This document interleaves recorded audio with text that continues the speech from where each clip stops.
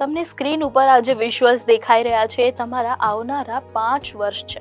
જો તમે મત નથી આપતા અથવા તો વિચાર્યા વગર મત આપો છો તો મતદાન કરવું એ કેમ જરૂરી છે, કેમ કરવું જોઈએ અને ન કરવાથી શું નુકસાન થાય એ આ બધું વિડીયોમાં આજે હું ચાંદની તમને જણાવીશ. આ બધું તમે તમારી આજુબાજુ રોજ ફેસ કરો છો અને વિચારો છો કે આ બધું ક્યારે સુધરશે. હવે ચૂંટણી આવી રહી છે તો શાયદ કંઈક બદલાય.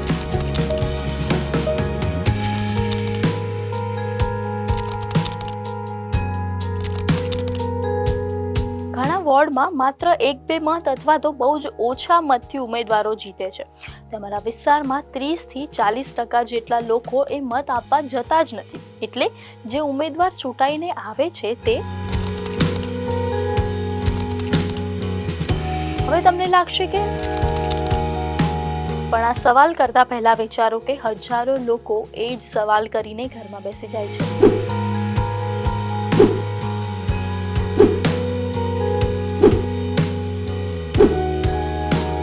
બીએમસી નક્કી કરે છે કે તમારા વિસ્તારમાં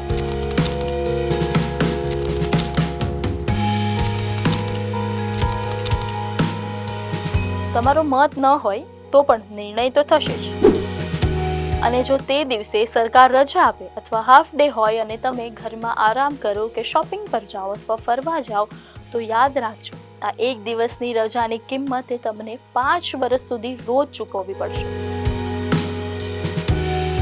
જ્યારે ઉમેદવારને ખબર હોય કે મારા વિસ્તારમાં લોકો મત આપવા જ નહીં આવે અને તે નેતા તમારા માટે જવાબદાર રહેશે, તમને એવું લાગે છે?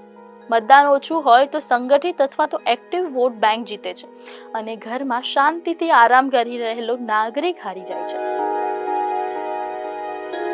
મત ન આપવાનો અર્થ એ માત્ર એક દિવસ જવું નથી, એનો અર્થ છે